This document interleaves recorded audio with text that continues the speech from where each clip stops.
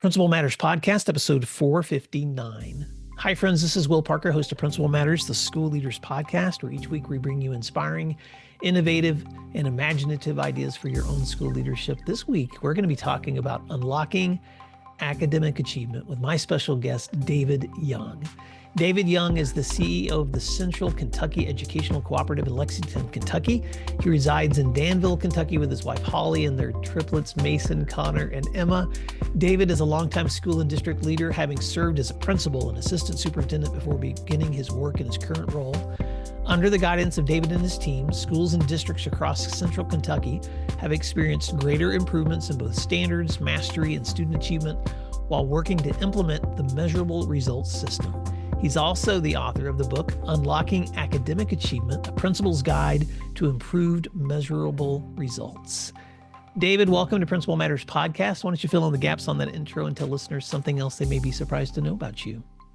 Well, sure will. Well, I want to say, first of all, thank you for having me. I have been a fan of Principal Matters for a long time, so it's an honor to be on the show with you.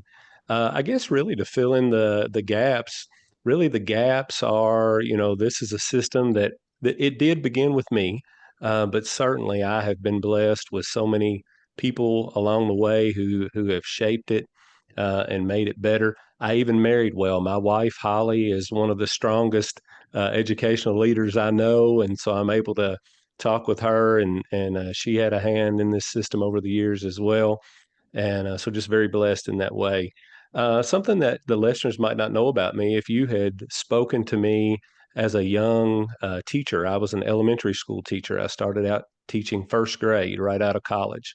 And if you had asked me back then, I really had no intention of becoming a school leader or a district leader. In fact, at that time, I was an assistant boys basketball coach at our high school. And I really believed that my destiny in life was to be an elementary school teacher and a high school boys basketball head coach. I'm not sure how I thought I was going to do both of those things at the same time, but that was my intent. And it wasn't until later that I realized how much I enjoyed curriculum and instruction. And as much as I love working with kids, I really enjoy working with adults and training them and helping them better their skills. And so being a principal was one of the best moves I ever made, but it wasn't the original plan. Oh my gosh, I love that story. I just love also how pathways change for each of us, the different seasons of our life. I was just on a call this morning with a young leader and who's looking at the potential of moving into from assistant principal to principal. And, we were just talking about, and I won't try to give you the entire conversation, David, but the gist of it was holding on to the fact that the position doesn't change the importance of adding value wherever you are. And so Mhm. whether you're in that first grade classroom or coaching that team or leading that school or the CEO of Central Kentucky Educational Cooperative, you're still trying to figure out how can I give value and help grow other people. Can you take a moment and just describe a little bit about what you do because I want to spend some time in your book, which, by the way, thank you so much for the copy that you shared with me because I've been enjoying it so much. And but before we jump into your wonderful book, Unlocking Academic Achievement, would you tell us a little bit about what happens at the Central Kentucky Educational Cooperative and what inspired you to work there? Yeah, thanks. So in many states, there are regional educational service agencies, and all states have their own acronyms. In some states, they're called BOCES, and some states they're called CISAs, and in Kentucky, they're called cooperatives. And so we have 8 educational cooperatives that are regional. We are what is called a quasi-governmental agency, which is just a big way of saying that sometimes we are just like a school district, and sometimes we are just like a nonprofit organization that has to be entrepreneurial and generate our own revenue and those types of things. Um, we serve the districts in our region in special education services, also food service. And then we have a very large group. Those are smaller groups of districts. Then we have a very large group of districts who pay membership dues to be a part of our organization. And we really specialize in training for teachers and principals in standards and instruction and MTSS and behavior. So we really try to lead them In some ways, we're fortunate to be able to hire the very best educators from this region of Kentucky. So we try to lead in that way, but then we also try to support them and customize our support to exactly the needs that they have at the moment. Well, thanks for that explanation. And if you are a Kentucky listener and you want to connect with David and the work that he does through the Central Kentucky Educational Cooperative, we'll put a link in the show notes to that work, David. Okay, unlocking academic achievement, a principal's guide to improve measurable results. David, you know I've done this work for a long time, so I read a lot of books that come out from school leaders. I've reviewed a lot of books. I've enjoyed a lot of that the work of just digging into other people's. And so I was trying to think of a way to describe your book, and this will be probably a poor attempt to do it. But some books you read because you want inspiration, and some books you read because you want some practical ideas. Your book is what it says it is. It is a guide. So if you're a principal, if you're stepping into work as a new leader, or maybe you're even experienced, but you just want to come back to the basics, I would consider this to be just one of the most practical books I've read, David, on let's just get down to the essentials of what a leader needs to do to improve student achievement. So first of all, kudos on the Thank great you. work. But I want to begin by just asking you, because I want to dig into some of the content. So I'm going to begin with this question. Can you explain why scaling excellence begins with your superstars, identifying, studying, and extrapolating the best from your superstars? Yeah, thank you for that question, and thank you for that compliment as well. That is exactly what I intended it to be, as a practical guide for principals. Really, no matter where your school is, if your school is struggling academically, or it's somewhere in the middle of the road, or it's a high performer, I believe that the intent of the book was to allow the book really to meet you where you are and be able to take you to where it is that you want to go in a very practical way. So I do spend a lot of time in the book, at least in the beginning, talking about superstars, but that really stems from something else, and that is that I believe in order for a school to improve, really in any area, there needs to be a foundation built for that improvement. And in the book, I talk about um, how important it is to establish guarantees or agreements. Best practice, really almost think of a bulleted list of best practices that articulate what we promise that we will do, how we will do business in our school and in every classroom.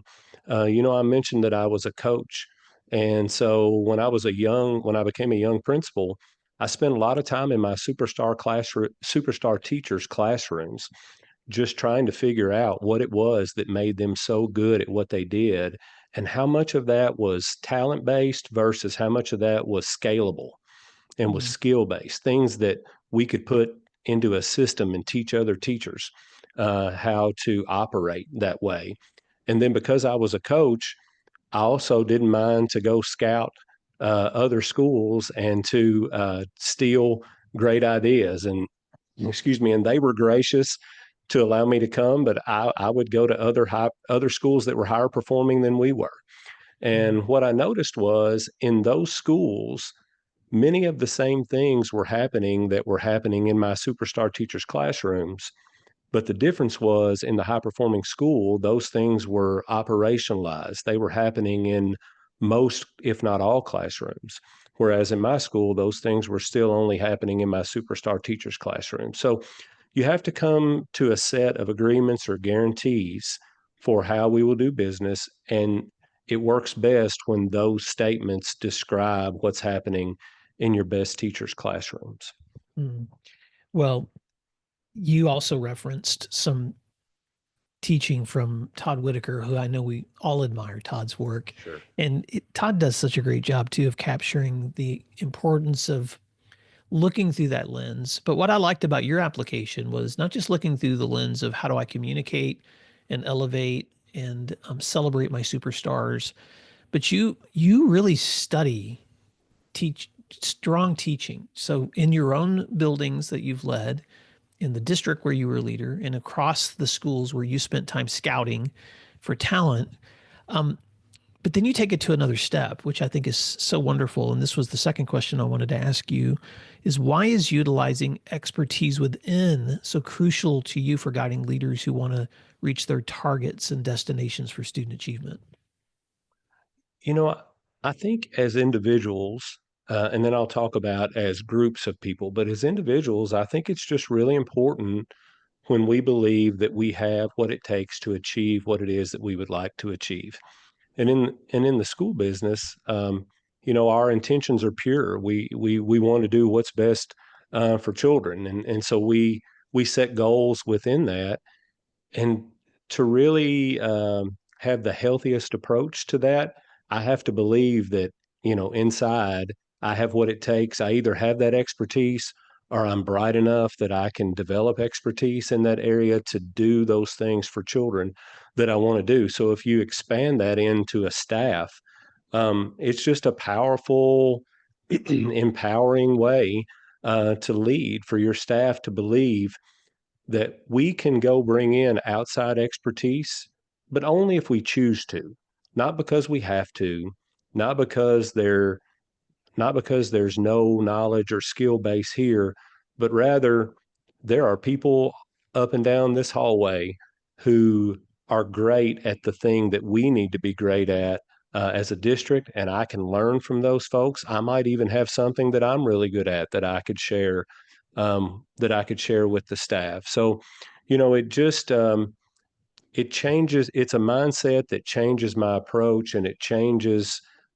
It takes away this mentality that we don't have control of our own destiny, or the federal government is going to do something to us that keeps us from succeeding, or our state department, or even the district office. When we believe that we have everything it takes right here, then when we do get support from the district, it's icing on the cake. When we do get support from our state department, we're grateful for it and we're happy, but we feel like we can achieve great things all on our own. Mm.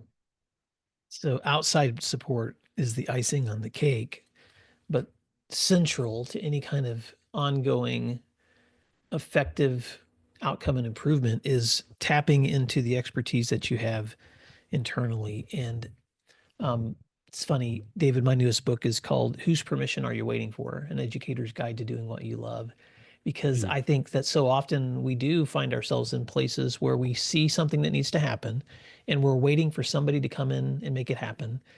And the Right. truth normally is that it's ready to happen right now with you being the beginner of that, but also just looking around, like you said, your school and recognizing the talents and the expertise of the people that you have right in front of you who, if given the opportunity, can really elevate the practice of someone else.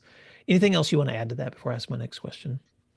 Yeah, I guess the reason that I really drill down on that in the book is that years ago, when I was in a school district, I was the chief academic officer, and we went from being a very average school district to being the top county school district in our state, and stayed there for a long time. During that time, I got a phone call one day from a national group who were doing a research study. And they wanted to know, if you could narrow it down to a few things, what are some of the things that you do that you think matter? And so, I talked about these agreements and I talked about superstar teachers, but I talked about this mentality of, um, professional development from within. Mhm. And months later, they called me back and said, "Hey, we just wanted to let you know that many of the things you said were the same things that other high performing districts across the United States said.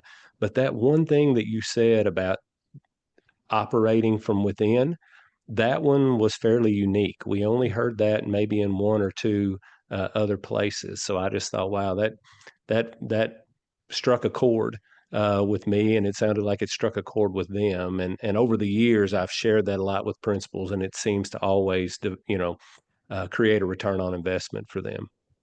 That's so encouraging. So let's talk about congruence because this is the part of the book where I felt like you were just willing to get down to the nitty gritty.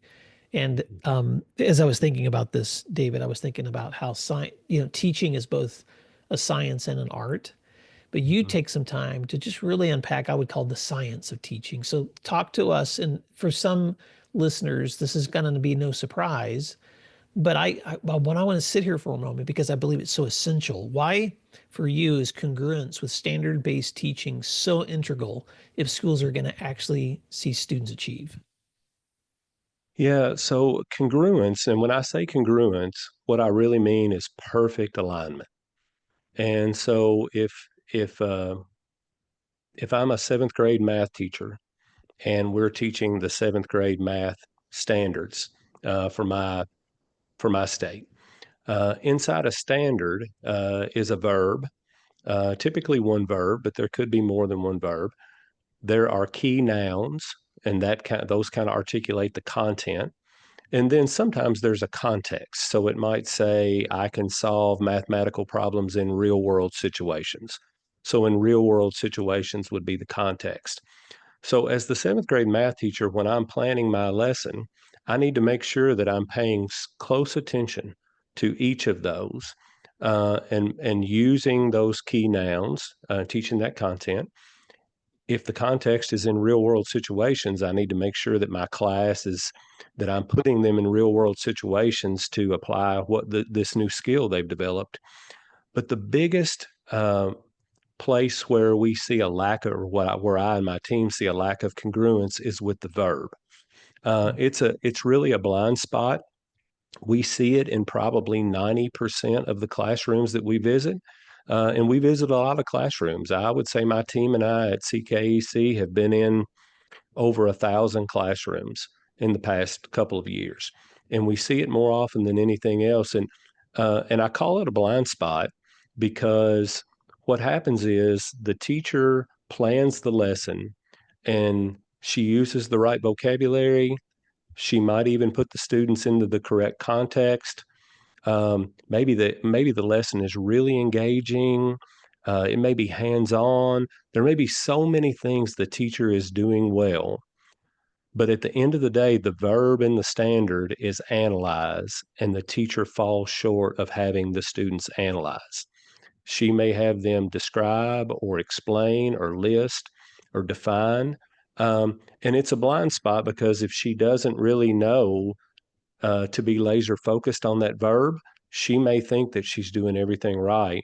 But at the end of the day, the kids don't perform on grade level, and nobody really knows why. And so I, even the principal, if the principal doesn't know to be looking for that laser focus on congruence, the teacher may or the principal may think that that teacher's doing a fantastic job. But then when the results don't match up, I think it leads us in education sometimes to start blaming other things because we don't know what else could be causing it.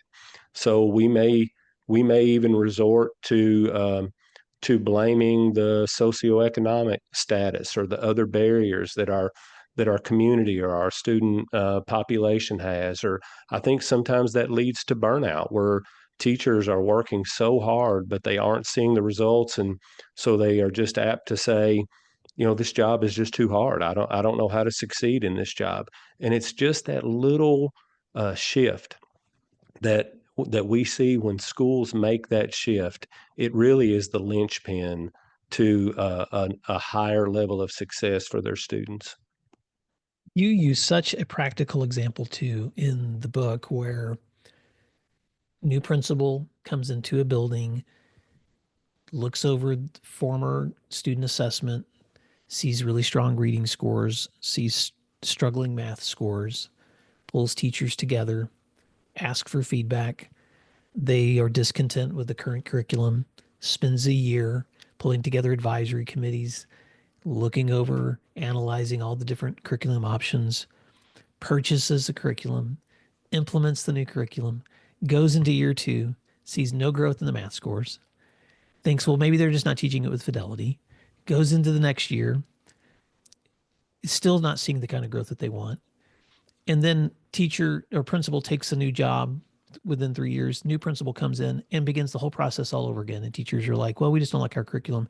And the point that you're making there, David, I don't want to say your words for you, but you can correct me, is had the leader first recognized the importance of congruence, they could have saved themselves years of trying to go and search for a curriculum that really wasn't the answer to their lack of alignment.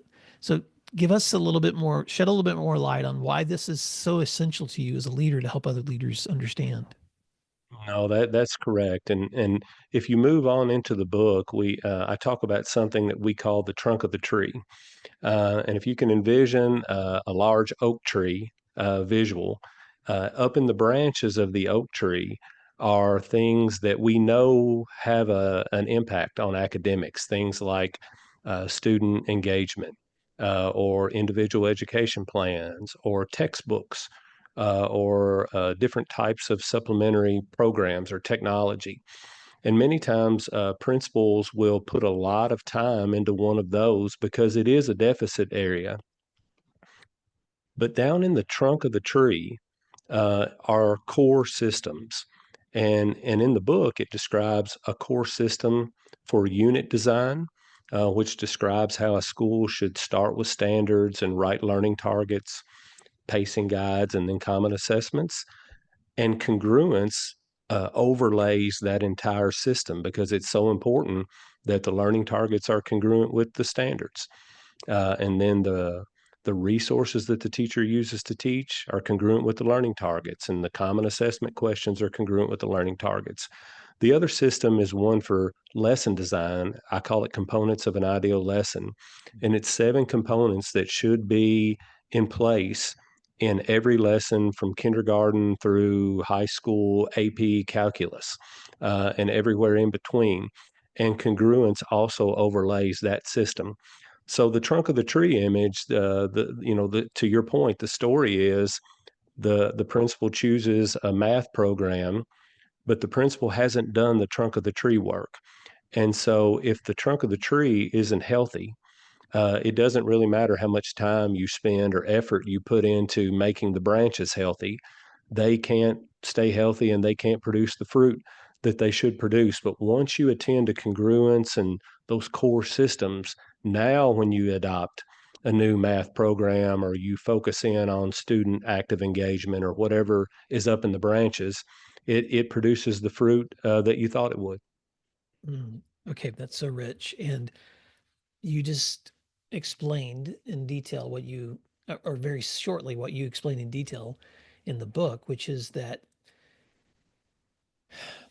we always think about the end goal in mind, which is we want students to have high achievement, which is the whole goal of why schools exist. We tend to, when we're trying to analyze where we need to guide our teachers and our students and our schools toward that goal, um, sometimes we can put our focus on things that are super important. And you said them all: student engagement, technologies, curriculum, individual education plans.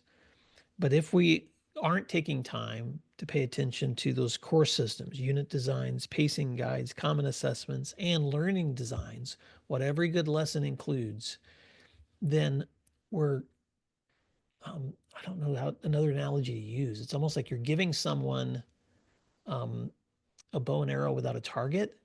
Um, Right. and so I want to just sit there a little bit longer, David, because um, and I want to make this personal. So take us back because you've been a leader. You've been through this more than once. You've led in different school settings. You've led at a district level. So take us back to a little bit of your story of why these lessons became so important for you as you saw if you had to work through them in your own story of leadership. Yeah, I appreciate you asking that. So I was an elementary teacher for 7 years, and then I became a principal of an elementary school. And it was the second biggest elementary school in the state. And I was a third grade teacher by then. I went from on June 30th, I was a third grade teacher, and on July 1st, I was an elementary principal of a school of 950 students. And I really didn't know what I didn't know at that time. I just knew that from my coaching background and I had been fortunate to be in a district where we were doing some really good things with curriculum and instruction. So I brought those things with me. And then, as I said earlier, I spent a lot of time in my superstar teachers' classrooms and visiting those high performing schools. So pretty quickly, I spent a lot of time with my superstar teachers as well. We kind of created a little leadership team where I bounced ideas off of them because I needed to be able to understand what it was that they did that made them such high performers and made their students excel. So we learned together and we learned from each other. We eventually started to put together the framework that eventually became this system. And just in a couple years, the academic performance of the school went up.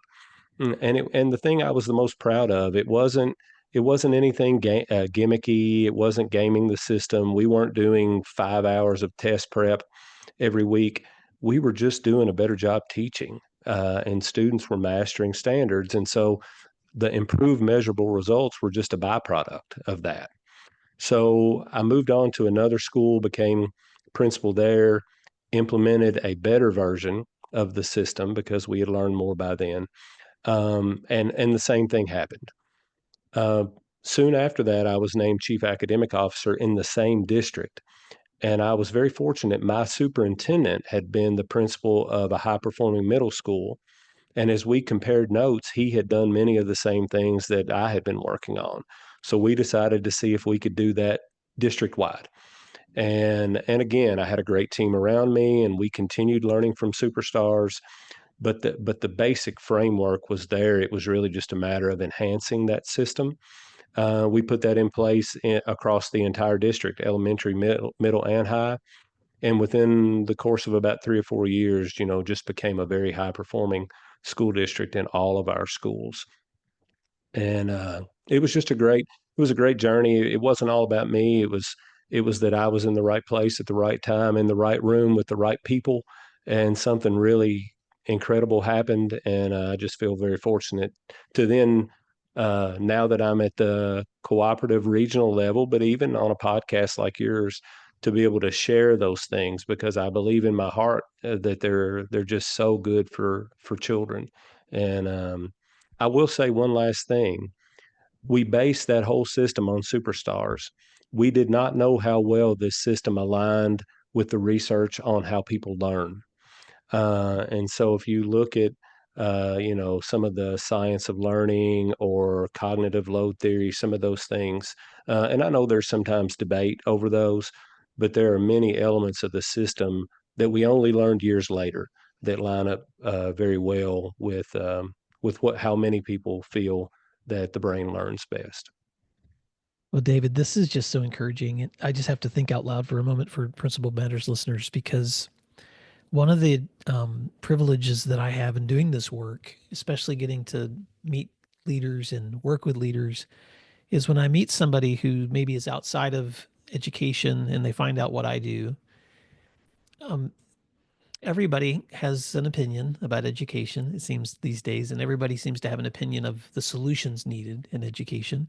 And most of those are based on their personal experiences, which are valid. But I've lost count the number of times that people have tried to express to me their disillusionment with education in general. And they'll say something to the effect of, if we could try A or B, or maybe we should consider this, or what do you think, Will, would be the ways that we could save quote unquote education? And my response to them is usually, well, I've spent my life's work, especially these last few years, knowing leaders who are already implementing practices that are leading to high achievement for students. And at every setting, I've seen it rural, I've seen it urban, I've seen it suburban, I've seen it public, I've seen it private, I've seen it Christian, I've seen it Catholic. Show me I've seen it charter. So this this is Will. I'm just being Will for Principal Matters listeners. It doesn't matter to me the demographic. It doesn't matter to me the poverty level. It doesn't matter to me the place and the time. When I have worked with leaders, David, like you, who are saying to me, this is what we did, then thank you for the gift of your book. Because what you did too was you haven't just led schools and a district that now serves schools across the state of Kentucky that are doing this. But you took the time to just write down the manual of, hey, if you want to do this, it's not easy, but it is systematic, it's intentional, and it's doable. And so as we wrap up, I just want to give you an opportunity to let Principal Matters listeners know, one, how they can stay connected with you and the wonderful work that you're doing, but two, any final parting words of advice for leaders who are still looking for ways that they can continue to improve in their own work. Well, thank you. I think I just want to extend a thank you to teachers and principals who have chosen, who have felt called and led to be part of education. It's I say often, it's the only profession that I can think of that in a short order 10 to 15 years, you can shape an entire community. You can change the trajectory of a community because when you do something great in a student's life, when you do a better job educating them, you give them other opportunities that they wouldn't have had otherwise, and that affects their current family in a positive way, but it certainly affects their future family in a positive way. And if you can do that enough times over the course of about a decade or so, it can really start to shape a whole community. And as I said, I really can't think of any other profession that has the capacity to do that. So kudos. If you're listening today, thank you for what you do. We appreciate you so much, and we want to help you in any way that we can. To stay connected with me, I do have a podcast of my own called EdVantage with an E, EdVantage with David Young. You can find that on YouTube, Spotify, or Apple Podcasts. Um, I have a website. It's David Young Education, all one word, davidyoungeducation.com. And then as I post a few things on Facebook, but I post most things on X, well, formerly Twitter. And you can find me there at David YO. So that's at David Yo 333. And also the EdVantage page, which is at EdVantage Ed. At Advantage Ed. All right. Well, I'm going to give a teaser to Principal Matters listeners. If you're interested in picking up a copy of Unlocking Academic Achievement, a Principal's Guide to Improve Measurable Results by David Young, you can find that anywhere where you buy books. But I'm going to highly recommend that you check out page 130, where David just unpacks the components of an ideal lesson. I'm not going to unpack them here, but David, it was just so great to just look at that and go, thank you, David, for reminding us of what every ideal lesson should include these components. So that's a teaser for anybody who wants to pick up the book and grab that resource and take a look at that. But David, thank you so much for the work that you're doing in schools across Kentucky, for the wonderful work that you're doing influencing education across the U.S. and the world with your podcast and your resources. And Principal Matters listeners, thank you for the opportunity to learn together today, because what you do matters. We'll talk to you again soon.